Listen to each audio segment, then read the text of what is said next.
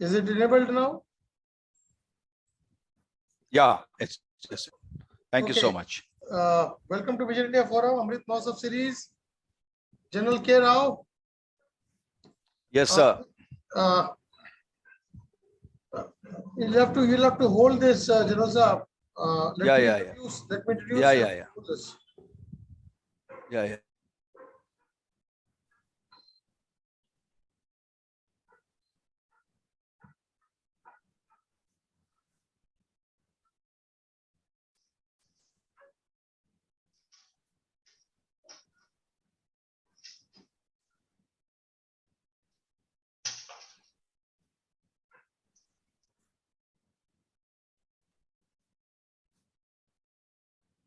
Okay.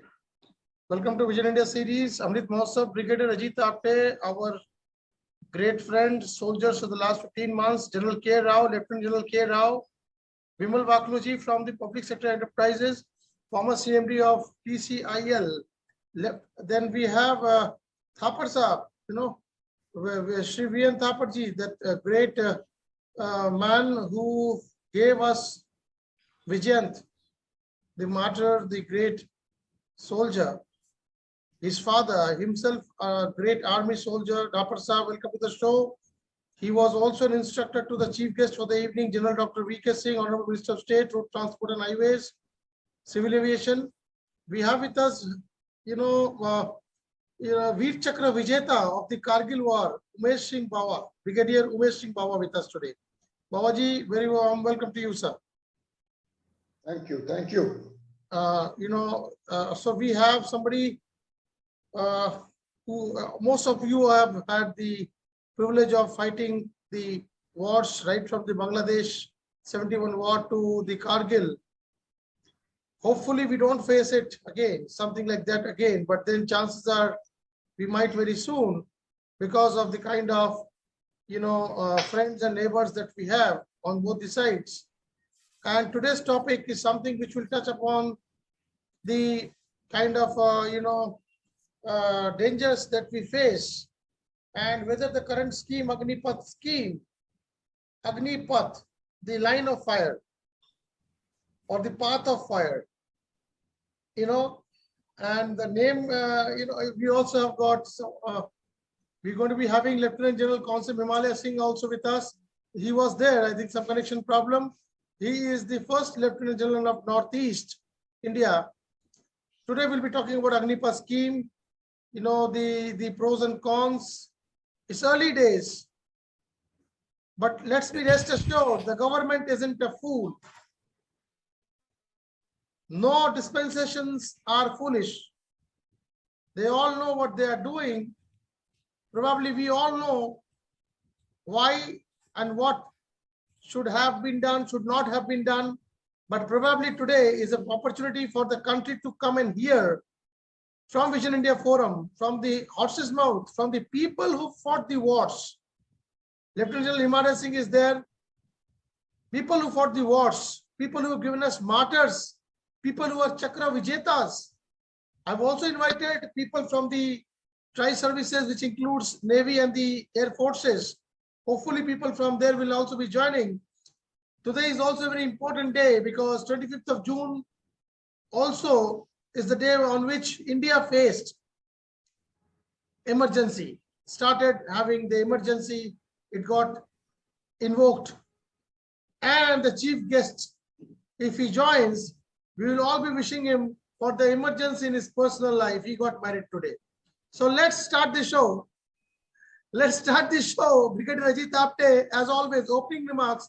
Agneepath scheme, we have the war tone, Corona war tone, Lieutenant General Consul Himalaya Singh also with us now. General Saab, warm welcome from the hills of Manipur. Thank you. Thank you. Brigadier Ajit Apte, opening remarks, opening batsman, Agneepath scheme. We start the show, sir.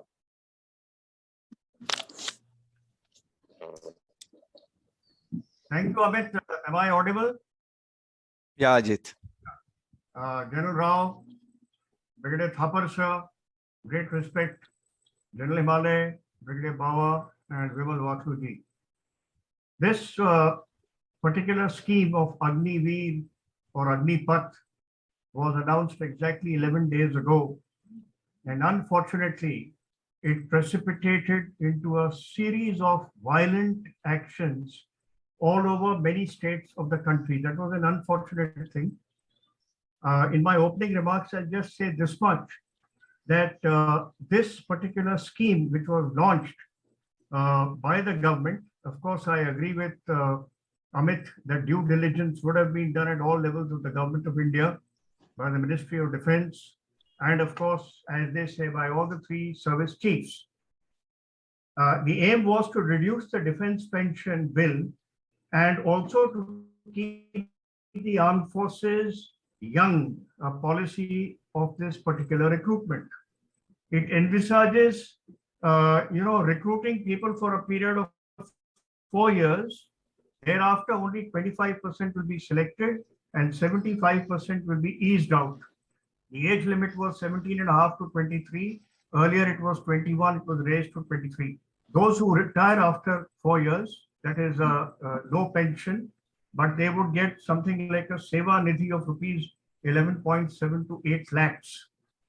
What I want to really bring across is, unfortunately, the government and everyone thinks only of the defense pension that hurts them, which is such a big, big folly. I think the armed forces of our country are the biggest insurance policy for this nation. We have given everything. I am a third generation Indian Army officer. My father and granduncle fought in the Second World War.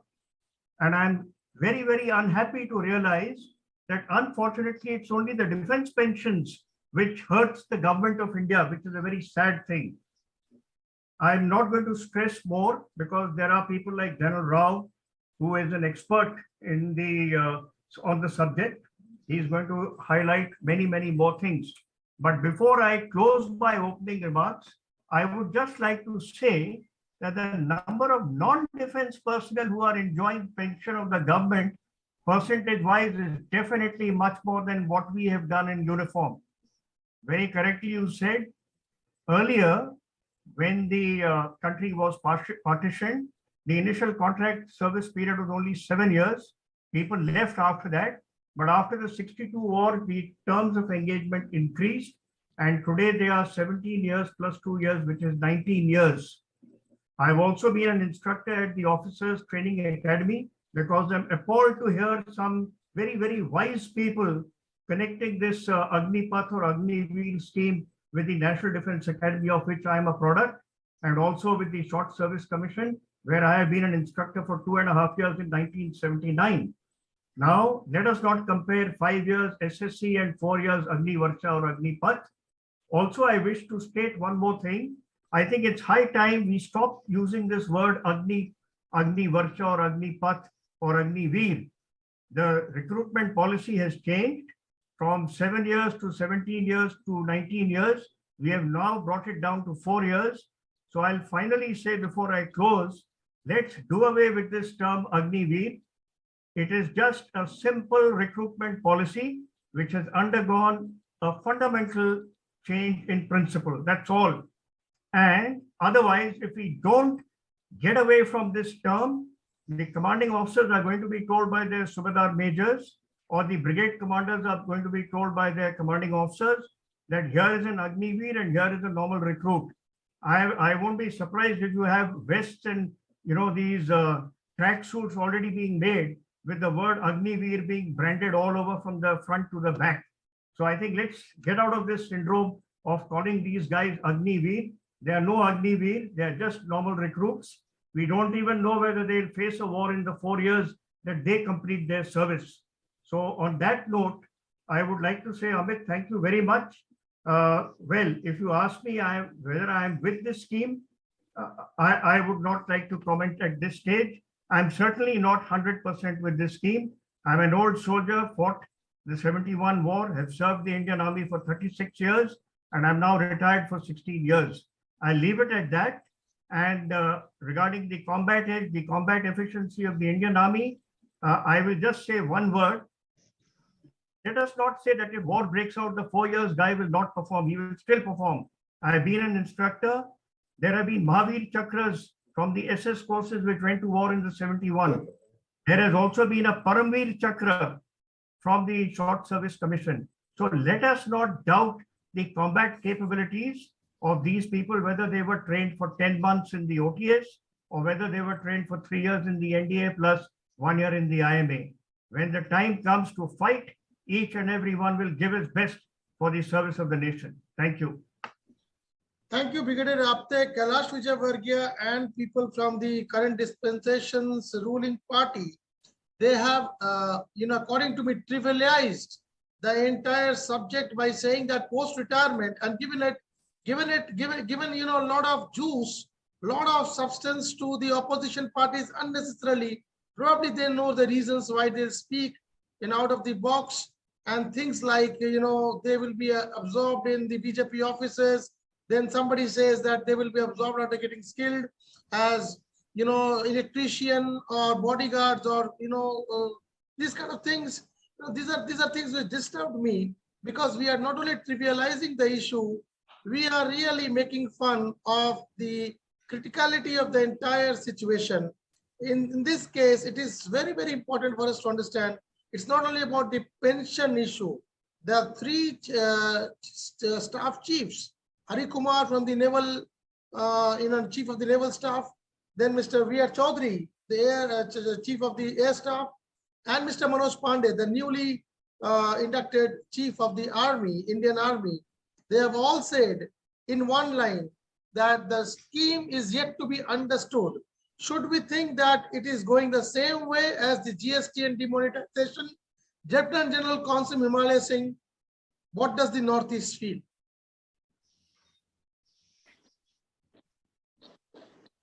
Thank you, Amit, for inviting me.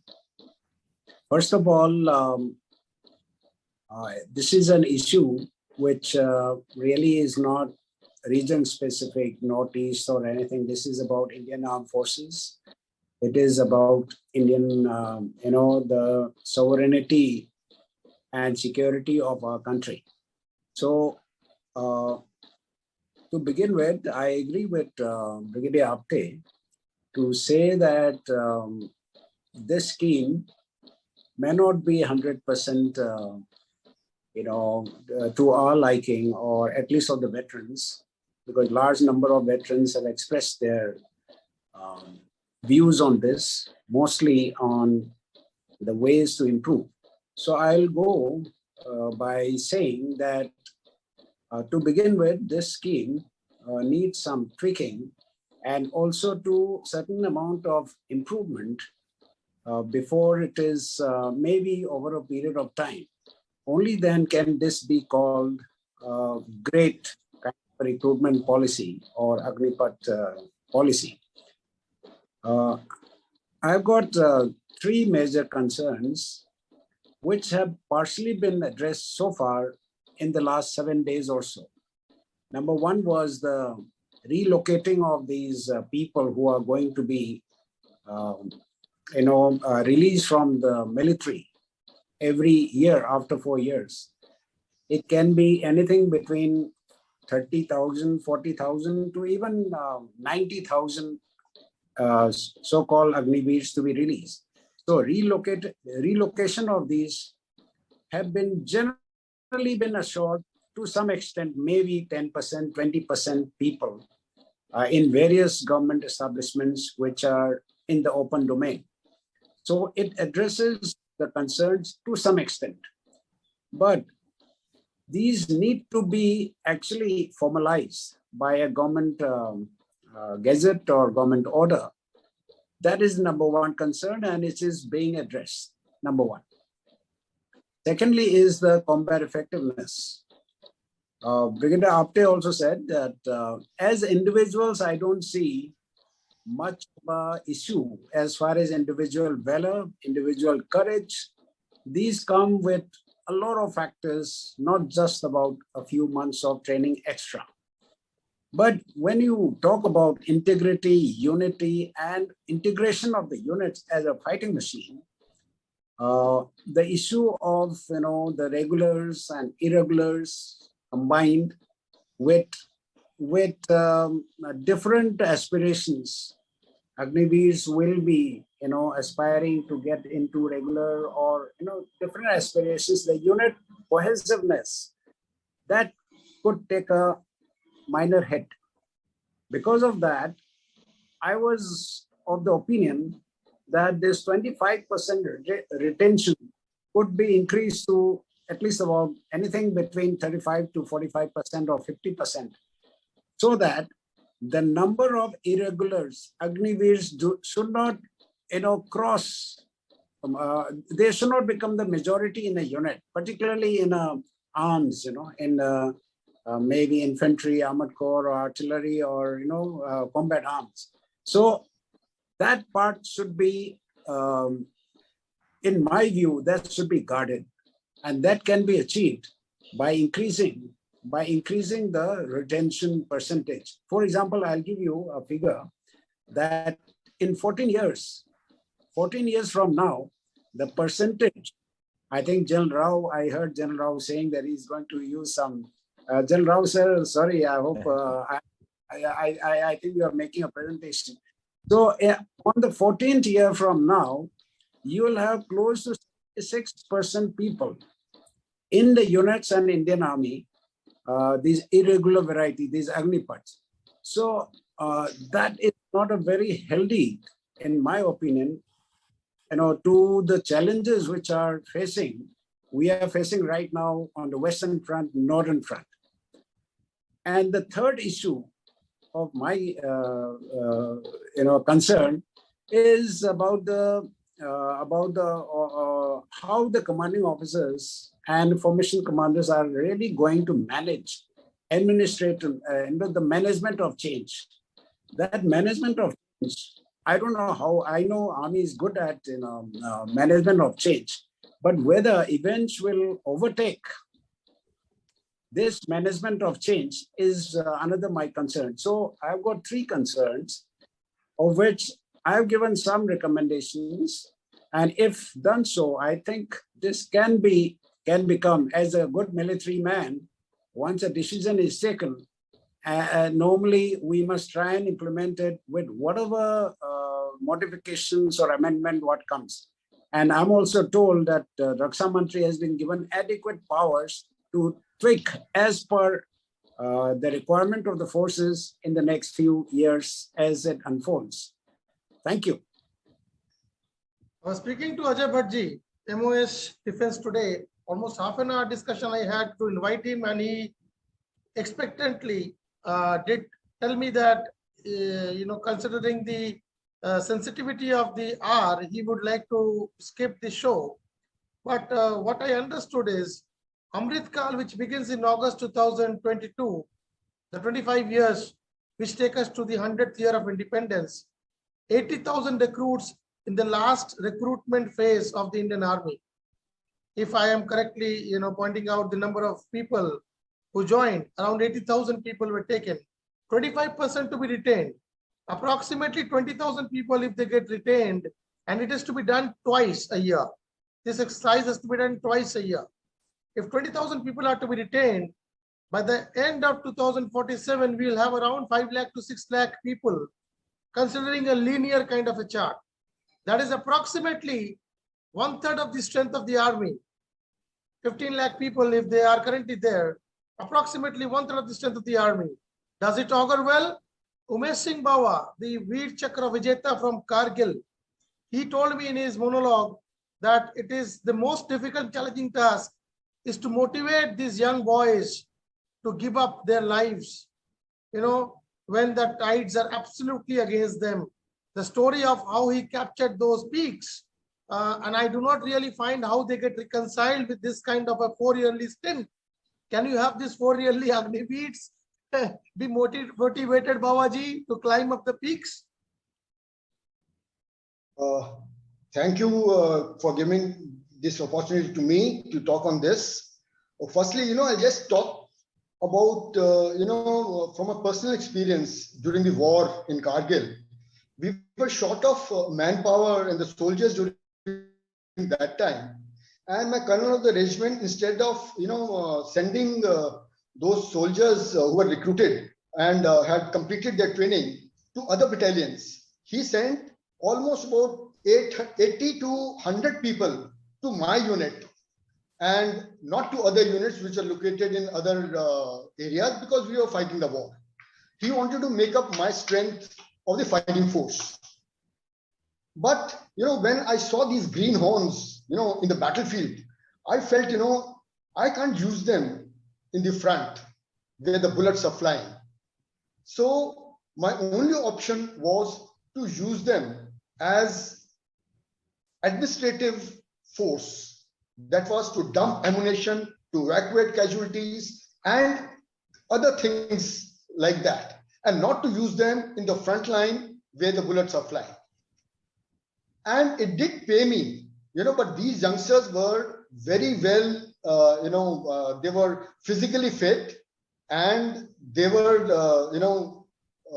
could carry all the weights and ammunition, rations and all to the top for the fighting force, which were the actual soldiers who were there with me before that. So all these Agneeveers, when they come to the unit, especially I'm talking of a scenario where we are facing the enemy, some of them, yes, might integrate themselves with the regular soldiers and prove their worth. But others who are not sure about themselves and their future will not give their best. It is only with due integration of these men in the unit that the spirit and cohesiveness gets built. So if you think of Agneeveers, performing during the battle, I have my doubts. But yes, they can be used in other areas, in peace stations, and maybe, in the line of control also. But God forbid, if there is a war, and as it is, we are facing the Chinese and the Pakistanis, 2 fronts and a half front within ourselves. I think it will be a difficult situation for a commanding officer who is commanding these people there. So I am with Konsam Himalaya Singh, who has suggested that from 25% it be increased to 50%. I think that will be a right step, and some of them, say about 10 to 20%, could be absorbed in other paramilitary forces and government jobs. So that is my take on Agneeveers. I personally feel that the step may be to cut the defense pensions and the defense and use it for modernization, but security is very important for a nation. If the nation is secure, then only we can progress. We cannot cut our security and cut corners as far as security is concerned. Thank you. Thank you, Babaji. This is a very, very primary understanding that each and every civilian like me, Vimal Vakluji, also would probably have the same kind of feelings that if because of cutting costs, this has been done. But I'm sure there are facets much, much beyond the pension cost cutting. Colonel Thapar, you are a celebrated and a celebrity. So your views. Well, actually, thanks a lot for inviting me over for this program. I would like to start off without much ado, just reminding everybody who's taking part in this discussion that ever since we became independent, particularly in the 50s, there was a huge concern in our government for the expenditure on the armed forces. Do you remember the famous statement that we do not require the armed forces, a police force is good enough? With that, we had to pay a very, very heavy price in 1962. It was our concern for budgetary allotments that took precedence over everything else. And we paid for it. We paid in human lives, we paid, we had just joined. The disgrace of that particular period of history, we have never been able to outlive that. Now, the present, in my mind, the present situation is of a financial nature. Actually, we have a problem of the financial nature. And we have a security problem also. What we are doing is that we are giving financial matters more importance than the security matters. Because the pension bills and this, that, and everything else. So the measures, how to tackle the financial aspects, they are not best done by reducing or finishing off the pensions and these things. There are enough exercises to be done to create that kind of money that we are able to pay. The question is that we have live enemies. We have an enemy in China. We have an enemy in Pakistan. I dare say that the situation within the country is not tremendously steady. So we have, really speaking, 2.5 fronts to look after. And at this very delicate juncture, we have chosen to do this exercise. I mean, it could well work out very well, but to my mind, I think the exercise that we are doing now, discussing, talking, telling the people, educating the masses as to what the scheme is, it should have been done earlier. People should have known that this is what is coming, and therefore they.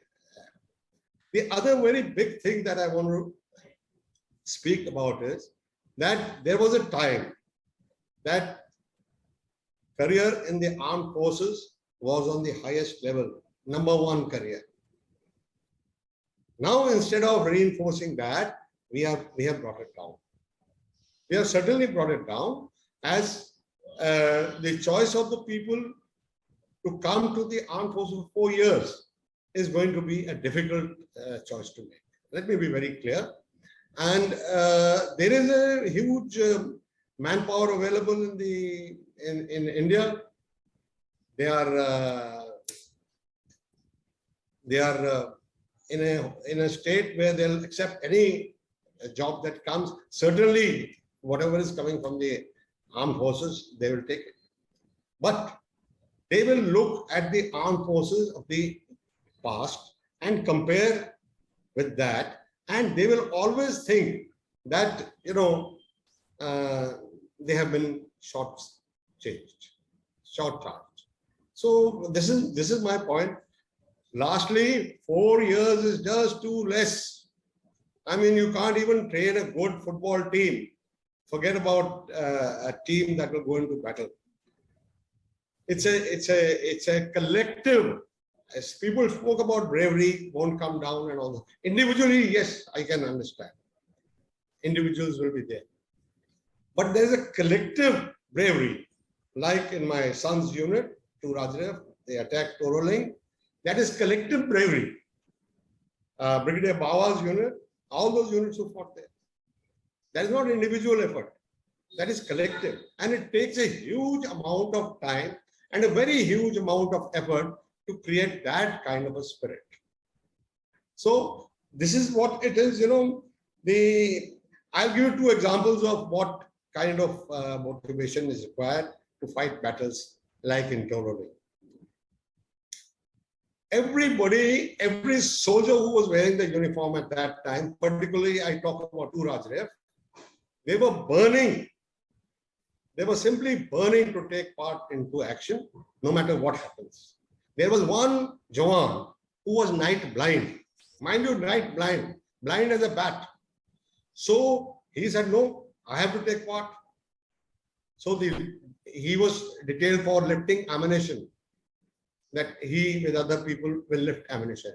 Can you ever imagine that he tied himself with ropes with a man in front and a man at the back so that he can be guided and taken up? That man, whole night, he went up and down lugging ammunition. So that's the kind of motivation that is required. Another example is the doctor of 2 Rajrev. That time he was Captain Basu. I don't know where these things do not come with any other thing except the Josh that is created in the Pulton, being together, being made for each other. That is the core issue. The point is that they were all wounded. Unfortunately for the Pulton, the doctor was also wounded. He got a splinter in his leg and he was bleeding profusely. You look at his spirit. The nursing assistants and other people who were with him at the medical aid post, they told him, "No, sir, you're bleeding so much. You have to go back. You have to be evacuated." He said, "I will not be evacuated till the last man, last casualty of 2 Rajref has been evacuated. Only after that." And he did that. So that is a kind of putting your life, your everything for guarantee that they have given that they will protect the country. Now they have given that guarantee that we will protect the country. What about us giving them some guarantee? Even a job has become a problem to give them. They are giving their life. And I dare say that we require to do much more. Thank you. You know, what you've been talking about, Colonel Thapar, is about the kind of, you know, dangers that are there, you know, when we have such kind of recruitment process. But we should first of all try and understand from people like General K. Rao, the manpower planning. Here, manpower planning, we'll probably have a minute's break or so, something like that. He's got a presentation to make. The manpower planning is very important. Vimal Vakluji would also be pointing out the, you know, the kind of sentiments that are being echoed by the common man, lest aside somebody who's been at the helm of affairs in a public sector company. But before I get General K. Rao and Vimal Vaklu's view, manpower planning is very important. 25% people are going to be retained every year. Is this number, the people who are getting recruited, probably 4 times the number that were generally recruited? Because out of the 4, only 1 would be staying back, 3 would be going out every year. So all that thing technically has to be understood. The government is not a fool that if we had 4 soldiers, now we'll have 3 electricians and 1 soldier. And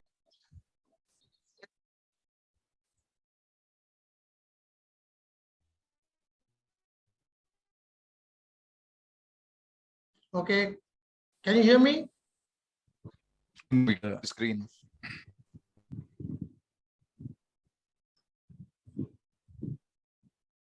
Yeah, can you? Yeah. Yeah. Okay. What I was suggesting is, there was some technical problem. What I was suggesting is that manpower planning has to be understood from a civilian perspective.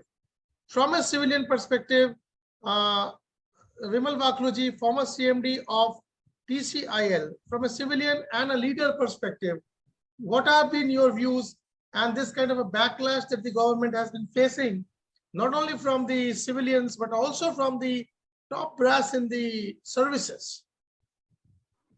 Vaklu Sahab, your views. Well, thank you, Amit. Actually, you know, my views, of course, I respect the views of all the defense forces veterans over here. But I would like to share some of my experiences. One is that, you know, the best officers or manpower that in my 40 years of experience in the government has been the people, retired people from the defense services. I mean, when they used to join our organization, after having worked in the defense forces, the amount of discipline and, of course, the skills, they used to be really assets. And I have all regards for them. That is what the defense forces had inculcated in them. Now, that is one part. Second is, as the government as a government person who has worked in the government, I've seen one. We had people who were on a temporary job card for a few years. They used to work very well. The moment they would be put in the government service, I mean, regularized, they will stop working practically. I mean, this is the second part of the experience. Now, third part, what I want to mention here is that if after 12, that is when you are 17 and a half or 17, if you want to go into any professional course, you have to spend a good amount of money. And that money, of course, if you can afford it, it's fine, but there is a large number of people who can't do that. So for them, the only option is to just become clerks or something like that, you know, wherever, work as assistants or whatever. Now, this particular scheme, I see a lot of hope. You know, as has been mentioned, that the percentage of people out of this scheme who would be regularized in the army, it can be varied. I don't want to comment on that. That would depend upon the needs of the defense services. But at the same time, the remaining people who will come into the marketplace, they'll be just in their 20s.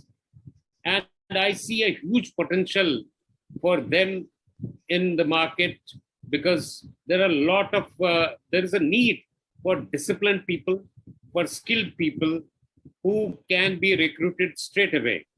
And I see that this will help young people in their 20s, apart from getting money. And of course, in the past few days, there have been some interaction with some of the young people also who aspire to join this particular scheme. They say that once they get a termination money of about 12, 14 lakhs, they would like to work as entrepreneurs. They would like to set up small shops. And with the defense background behind them, I have seen even a colonel in the army, after his retirement, he set up a cycle leasing shop in Jabalpur, and he was doing a good business with that. Now, if there are young people who can do that, we'll be sort of, number one, creating a young brigade of disciplined people with skills who are easily employable and who can also sort of be entrepreneurs and maybe employ people. So I see this huge potential. And of course, depending upon the requirements of the defense services, the percentage of people who are to be deployed permanently can vary. So this is what I feel strongly, that this is an opportunity for young people out of nothing, without spending a penny. They get trained, they get money also, and they are fit enough physically, mentally to face the world. And there are a number of co-panelists who mentioned about 2.5 challenge. That half challenge I am talking about, these people, the half challenge used to be met by people like home guards and other people. Now, this will be a force which will be readily available. They are trained, skilled, and at any time, we can take their help to settle things within the country as well. So I think I'll give AAA to this scheme. Wonderfully put across. This is a view probably which also needs to be discussed, and slowly as time goes by, people would start realizing the pros also of the scheme. I feel so, because no government, not only this, no government can be naive, according to me personally, to take such a drastic step.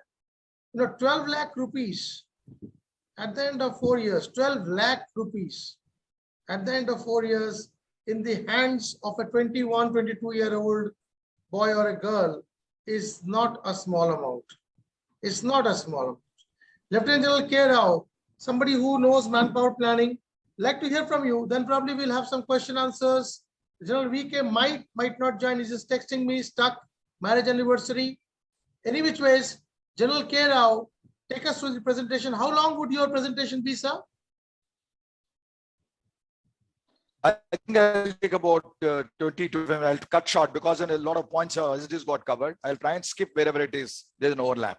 Okay. So try to About do 25 it. minutes. Sir, no, presentation, sir, 10 minutes would be requested. Okay. Thank you, sir. May put on the good evening, everybody.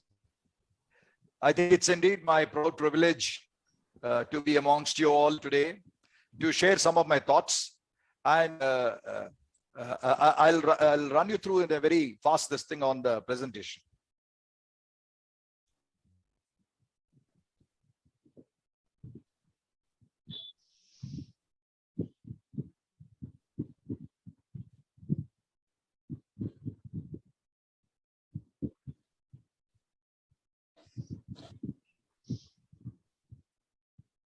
Somebody can somebody see the screen? What is that? Yes. Great. Okay. I'll try and skip the introduction part of it, but yes, it's been announced. There have been mixed reactions. These are two ends of the mixed reactions. Some people have said roll back, and some people have said modify. I'm the proponent of modify, because if a scheme which has been thought over by the armed forces themselves, duly modified maybe by the MOD, we need to look at it with an open mind to make a success of a scheme which has been introduced.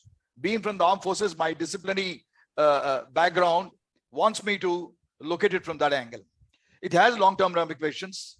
So the whole scheme, there is a caveat in the sense that it will be a success, but it will be short of expectation, significant, unless there are some significant changes which are essential. As I told you, that approaches, let me put on the full screen. Just a minute. Yeah. Good long-term this thing. Okay. I'm sure the armed forces have deliberated on this, analyzed it, and in detail. But the point which needs to be remembered is the ESMs with their vast experience do also understand the limitations. So the government needs to understand that the views which are being expressed by the ESMs are very valid. They are not ill-founded, and they should not be shied away from. And they should not get suspicious, because a lot of times the service people do interact with the ESMs to express their opinions, which possibly have not got heard. So we need to look at it with an open mind. Sir, what's an ESMS, Well, sir? been... Because we are laymen. We are laymen here. Okay. Can you hear me? Yeah. Hello. Okay. Yes, we can hear you. Yeah. There have been violent, I think, which is certainly not warranted, people already. But what really saddens me is some of the state governments have started looking at it as if the problem in reality is only of the center. I think that's not a very fair way of looking at things. So we need to look at the whole scheme in the correct perspective and try and see how we can make it perfect with all the ambassadors who are here. Yeah, a word of caution is that no segment of a society should resort to violence or arson, looting. Certainly, these are not the acceptable thing to do. When you're looking at the armed forces per se, we are not used to this. And I think that is made very clear by the tri-service people also, that any indiscipline will not be tolerated. And for that matter, taking in such indisciplined people will create more problems to the commanding officers. Right, immediate thoughts which have been also been mentioned by most of you. Did the scheme come too fast? Did we really prepare for the change? Did we attempt far too many issues in one go? These are the issues of the states. And the important thing, we need to understand that this long-term goals, long-term ramifications. Yes, unfortunately, it's important that there's a constructive criticism on point mistakes. So to that extent, I say that when the tri-service were giving a presentation, flagging models of other armed forces, that they follow the same schemes, I think it doesn't gel. You can't compare our armed forces. None of them have got 20,000 kilometers of live borders. None of them got to adversaries. May not be 2.5, may come to 2.15. So at times when we try and project a particular scheme, people start looking at it and think that was not very well done. Right. So we need to really do apple to apple. Scheme, I think everyone is clear. I won't dwell on this. But let's go over to bullet number 4, the background and reasons scheme. I think possibly the thought process was that we have short service commission officers who also get permanent commission. They are not trained for 4 years like NDA and IMA. They are not trained for 2 years like IMA entries. They are trained for about a year and 2 months or so. So that was the background. Second, this thing is sometime in 2004, we had an AVC committee. Vimal Walkla, I think we crossed each other sometime long time back, right? And that's why I remember your face. So that is the time we had this 1:1.11, 1.1. That means for one ratio of regulars, you need to have 1.1 support cadre. This was, of course, for 2 reasons. One is to cut down the bill, pension bill, and yet at the same time have a youthful profile of officers who are there as a cutting edge at the fighting places. That itself has not been achieved. So possibly some of those lessons from that should have been incorporated, which was the shortfall there, should have been incorporated in the new scheme. I'm afraid that really has not gone taken correctly. The main reasons for Agneepath scheme, as I look at it, youthful profile, pension bill, respectable number of reserve liabilities, and the most important spin-off, which is intrinsic, which is not visible immediately, is the overall discipline in the youth and various building up of the great citizens of our mighty nation.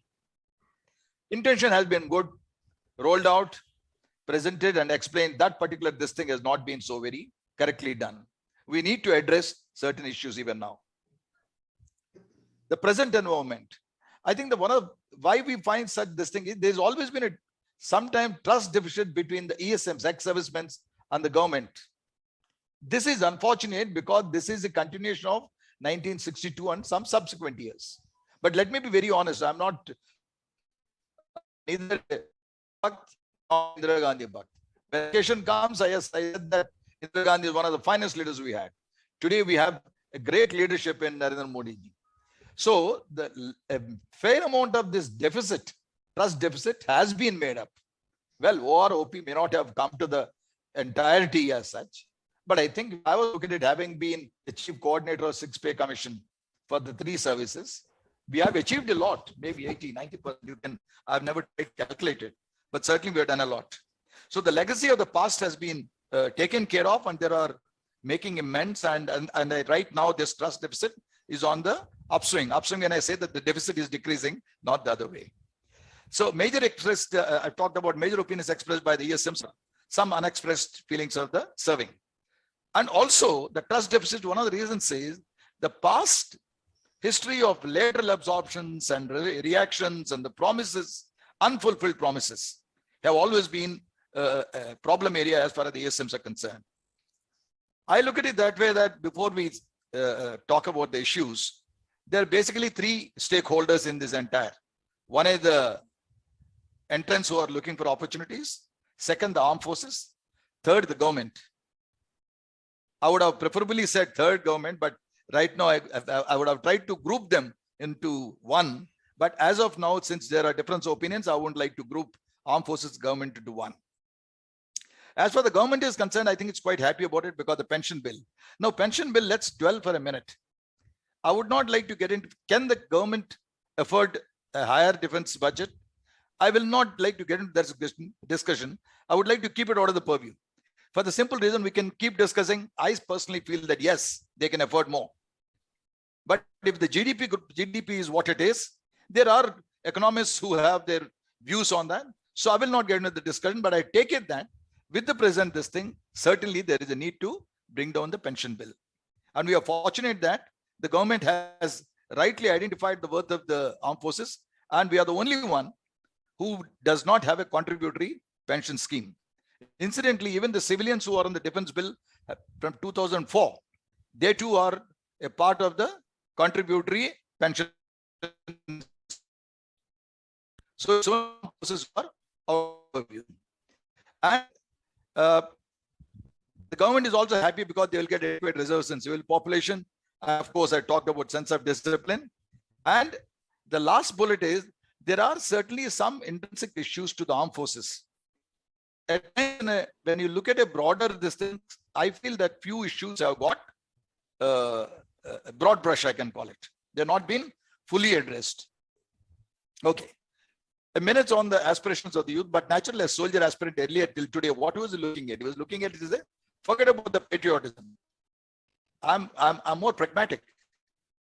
Most of the people who are joining, yes, they would like to serve the country, they would like to do wonders. But you cannot shy away from the point that they are looking at armed forces also as an employment avenue.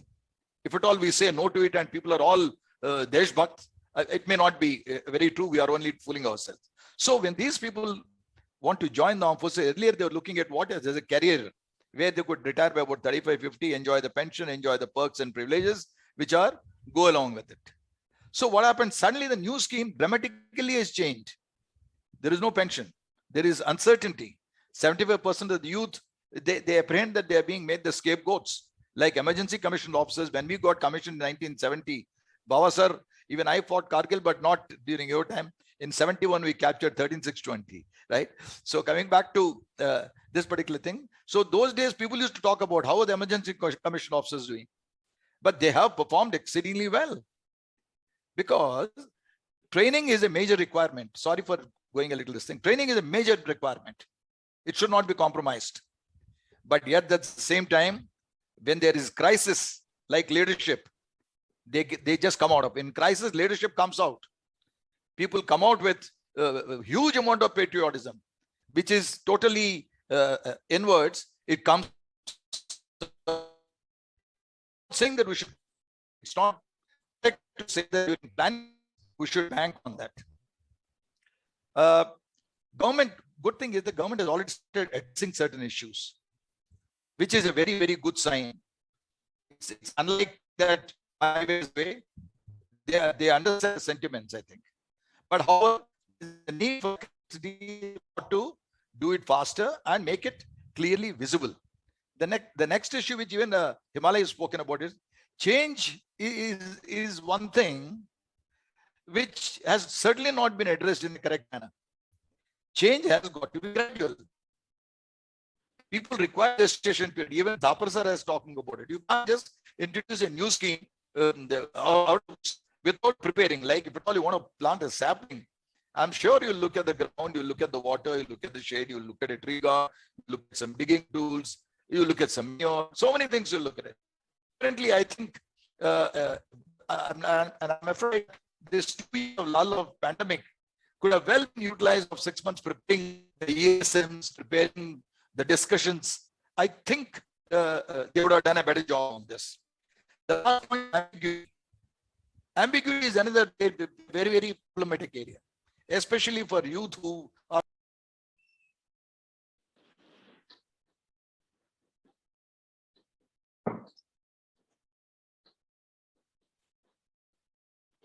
General K. Rao's connection is gone. Yeah. He's come back. He's come back.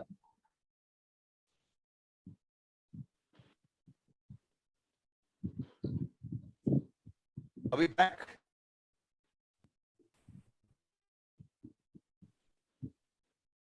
Can you hear me? Yeah, we can hear you. Yeah, sorry, we got cut in between. So the ambiguity could have been avoided because leave us vested interests who are as it is working against this violence and arson. Leave them out for a minute. But ambiguity is thing which has not been addressed. On in terms of this, I think some got the lab, people have covered it. The most important thing, I think, if you want to avoid ambiguity, the government will agree with me. Letters from the government, whichever is planned, you want to go and absorb so much in paramilitary forces. Those must be put up in the open domain. The speed with which, I'm sorry for being a little sarcastic, the speed with which the recruitment scheme has been put forth, why couldn't you even give that particular letter by the Ministry of Home? Put it in the open domain. Government of India, letter number such and such, it has approved this thing or a legislation which is there. Unless it's already out, I'm sorry if it is already out. Similarly, comments saying that we are taking unwanted like hell. These are the surplus people who are trained man which is available. He himself, with due apologies, should start looking at that he is getting a trained manpower. And that too, they are not making up the entire CRPF or whatever it is. There is a certain percentage of, and for that matter, the type of spin-offs which were given by sending the short service officers and emergency commissioned officers to the paramilitary forces. Some of them rose to DG police. Some of them rose to the DI, minimum level was DIGs in BSF. People are forgetting that. So I think that sort of comment should be curbed. The other thing is, when I said change should be gradual, I think Himalayas also talked about it. Rather than starting with 25%, it's starting on a negative note. The minute you give a positive stroke to a person saying, all right, maybe we'll take in the first year 50%, 60%, maybe 70%. And gradually, after year, down 5%, 5% and come down to maybe within about 5 or 7 years. Because it is the most important thing. We're dealing with human beings. Like other in one of the discussions, somebody talked about it. No, we should not have shared this particular thing. It is a secrecy. The Ministry of Defense Security Matters, this secrecy. I disagreed with him. Yes, operation plans with timing of attack, place of attack are very, very important secret. But when you're dealing with human beings, that is your biggest resource. You can't just shy away. A good decision, management decision, a good decision is a product of, is a function of quality of decision and acceptability. The biggest stakeholders are the human beings. So they could have shared this particular thing. They would have made this particular change a little more gradual. Similarly, why do you want to start with 46,000? As it is for 2 years, you're not taking the recruits about, let's say, 65,000 per year, about 1,30,000. Maybe you would have started with 1 lakh, 1,20,000, 46 and 45, like what you call it, has covered it. In 2 cycles, it will come to about 1 lakh. You could even start a little more, about 1.5 lakh. Then gradually keep bringing it down year after year. Many other ministries we have not addressed the issue. Maybe they are still debating on it. The earlier the positive stroke comes to a misunderstood, misrepresented scheme can be overcome by some more ministries, which if at all they have not really come out in the open, in black and white, they must come out as far as this lateral absorption is concerned. Unfortunately, in 6-pay commission, to some of us who are here, we presented an entire paper under Justice Sri Krishna. I was the chief coordinator. It was presented, approved in the Ministry of Defense because the entire recruitment was to be done by the defense.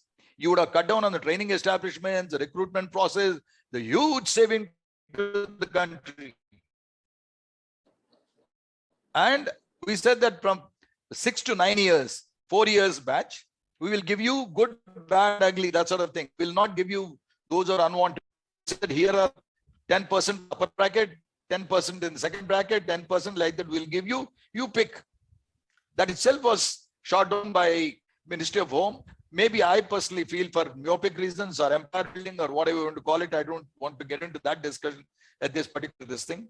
But somebody commented, these people are overtrained. They might shoot at everybody. I think it's very silly. When we are looking at, the type of help we do the citizens in JNK in distress, any crisis. So it was an unwarranted comment, but the comment is there. Right. Another thing I look at it is that the corporate, when you analyze the corporate absorptions, right? I think the figures may be quite dismal because I've dealt with manpower, I've dealt with recruitment, I've dealt with pension. I was the boss of the Director General for all the 3. I do not know where the miss is. Either we are not able to really make it lucrative, but possibly a legislation has to come. I was attending a seminar in Deloitte of transition of the armed forces to corporate. And I was sharing my views with the HR manager of US. He was telling me there is a clear-cut rule there. About 3% have got to be accepted. And if at all the statistics yearly reports do not contain the 3%, there are tax penalties on that. And if at all the whole thing continues for years together, they said they have threatened the industry that they will be closed. So the legislation has to be made of that nature. And I'm sure, because the fear of unknown, I'm not saying some of firstly, of course, it is both sided. The soldiers do not know what is the job content, how is it going to be treated, how is it going to be adjusted, that sort of thing. Similarly, the corporate, they themselves are not being really exposed to the amount of HR, the outstanding performances or qualities of the armed forces. So I think there is a need to come out with this thing that the corporates need to take in at least about 5%. The another important thing which has not been addressed is, you see, when you take these people around 10th and you say that by the time 4th year they finish 12th, some of them, let's say, want to pursue career in academics. Giving away about 4 years to the armed forces, they would not have touched anything about academics. It's impossible for these people to go and compete with various places and get seats. So there is a need to look at some reservations for this Agneeveers or 0.05 or something in all the colleges, so that they make a beginning.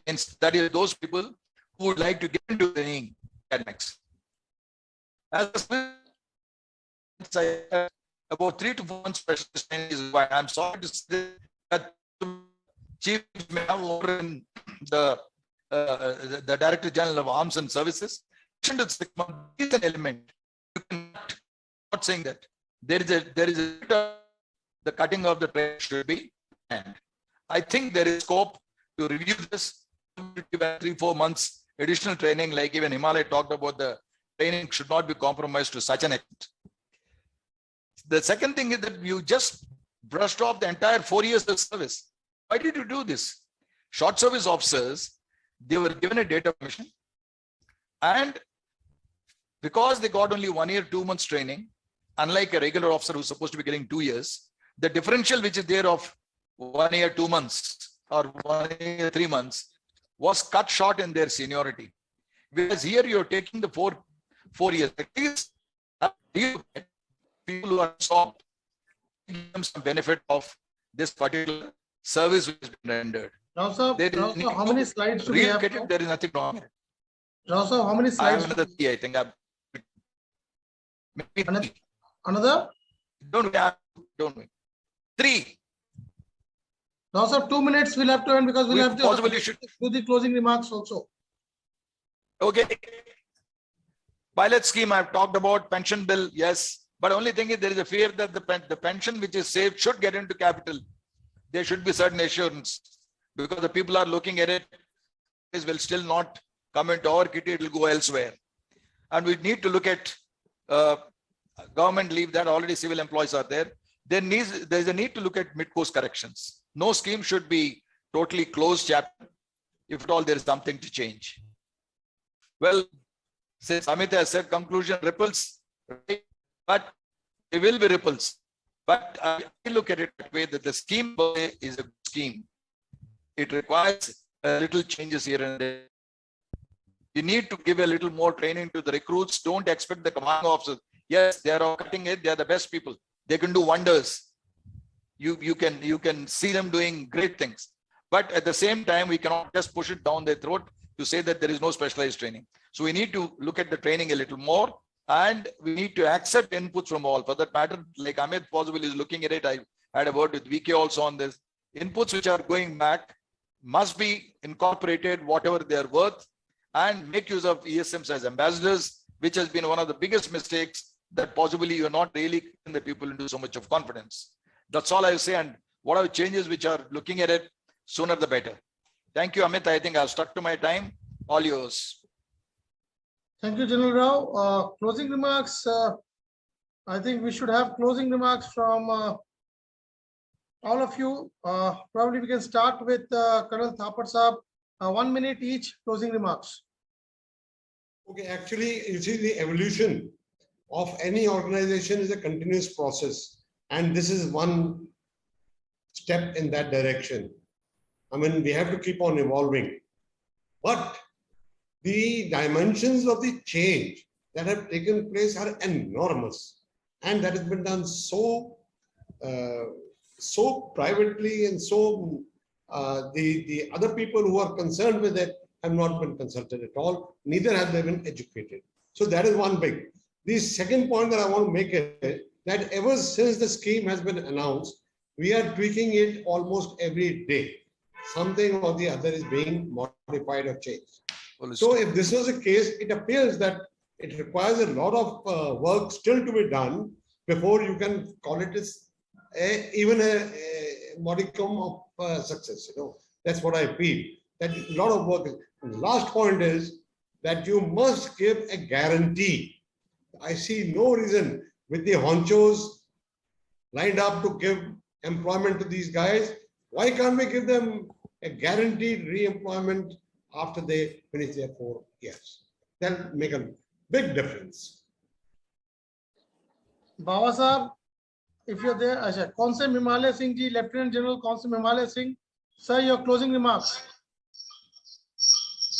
Yeah.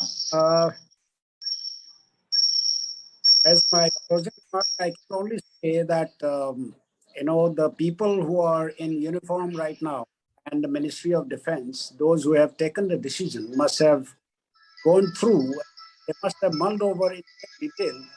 But still, the requirement for further refining the modification cannot be wished away. And in order to implement it in the manner that is desired. So I only hope that the government comes out with a little more focus and clarity as far as the relocation and the other modifications and improvements are.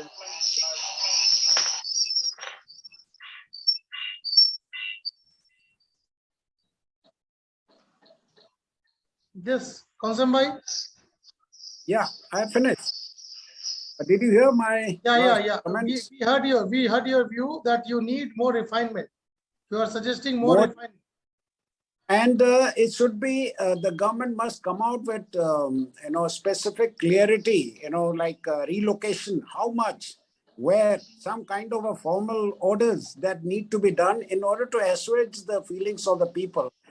And last but not the least, I'm more concerned about the organizational culture, the unit ethos, the fighting. I mean, as Colonel Thapar, sir, rightly mentioned, it is the collective bravery or collective will of the unit that matters in war. Individuals matter, but the more important is the collective, the integrity, the unit cohesiveness that is more important in a warlike condition. Thank you. I feel that competitiveness will definitely be cutthroat in the army once these boys know that 4 years down the line, only 1 out of the 4 will stay back. So it's just like, yet another IIT entrance, and the kind of people that are going to be churning out, the army is going to churn out, I'm sure it's going to be much better. Anyways, Umesh Singh Babaji, closing remarks. Yeah, you see, since the scheme has been put and be rolled out, now we must look at the corrections that are required to be made. Like, first and foremost thing is that these guys who are leaving this, who are not selected in first 25%, at least, another 25% should be absorbed in paramilitary forces and other forces. And they should be assured of their, next employment. Rest 50% could start their own business, but whatever things are like, And secondly, what I want to say is, I've heard that, this is going to be all India adoption, all India recruitment, which I feel, for infantry battalions, like we are all, Jat regiment, Rajput regiment, Madras regiment and all, we should not tinker with that regimentation at all. Because today a man fights for his qawm, a Jat fights for his Jat, being a Jat. He fights for the village he belongs to. And there are other people also from the same village who are in the same unit. If we have all India adoption into our infantry regiments, that spirit of, that die-hard thing spirit will go off. Cohesion.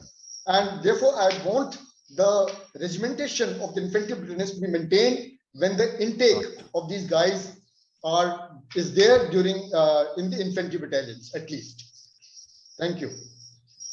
Okay, Vaklu Saab, fast, quickly, your closing remarks.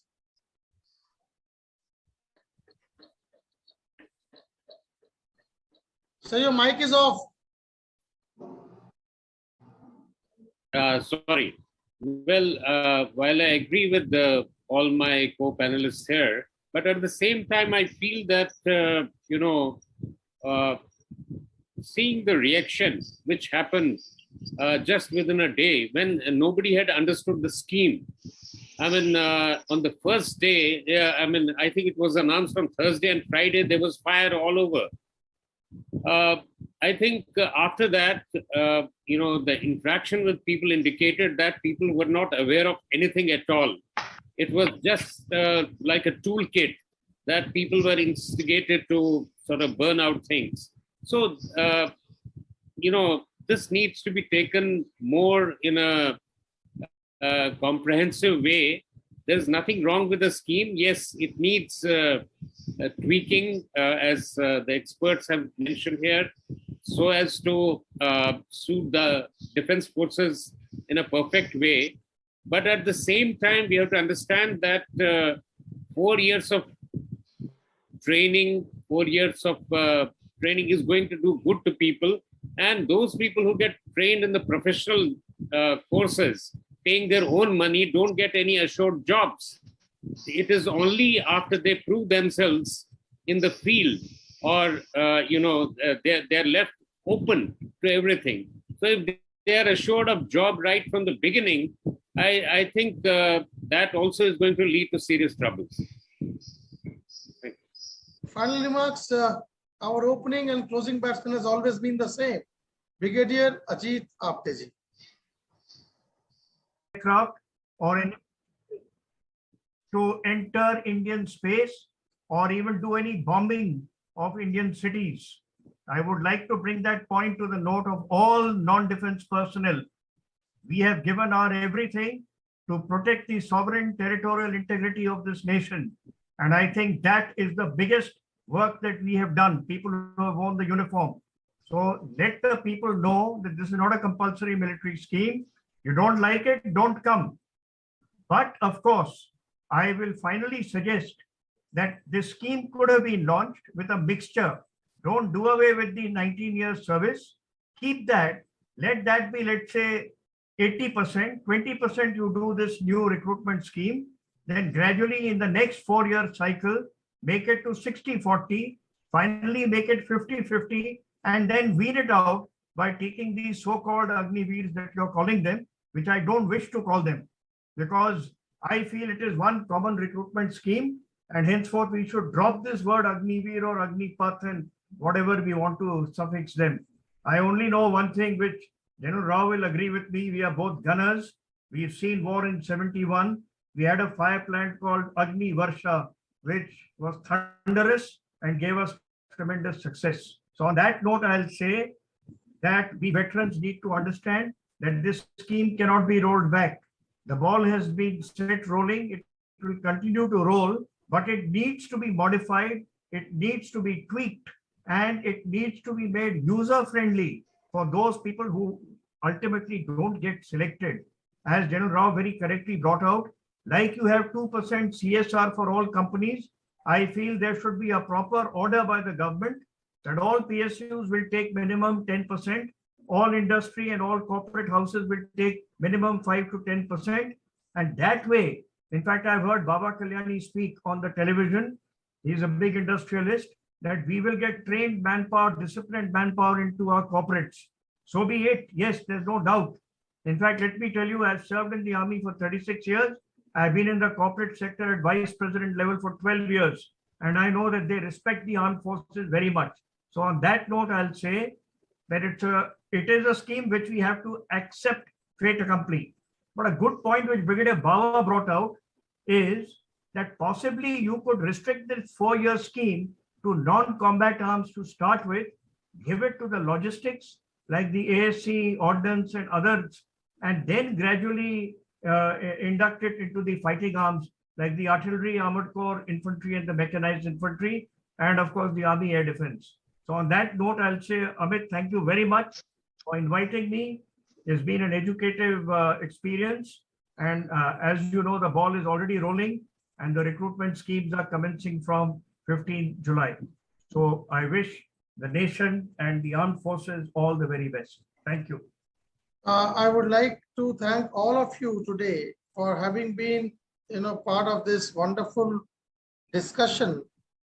This is a very primary discussion that we probably, according to me, we had the man who handled General K. Rao, he's still there, General K. Rao, who handled manpower planning, pension as a Director General for the military operations and all that. He gave a very, very apt, he gave a wonderful presentation, but all said and done, personally, I feel that this is yet another very, very important step taken by the Narendra Modi ji government, just like GST, just like demonetization. This is yet another big, very, very big step that has been taken. And I feel that personally, as long as security aspects have been, properly taken care of, and they are properly taken care of, rest all is all only politics that we'll keep talking till the cows come home. Thank you so much, gentlemen. Look forward to meeting you again. Thank you and Jai Hind.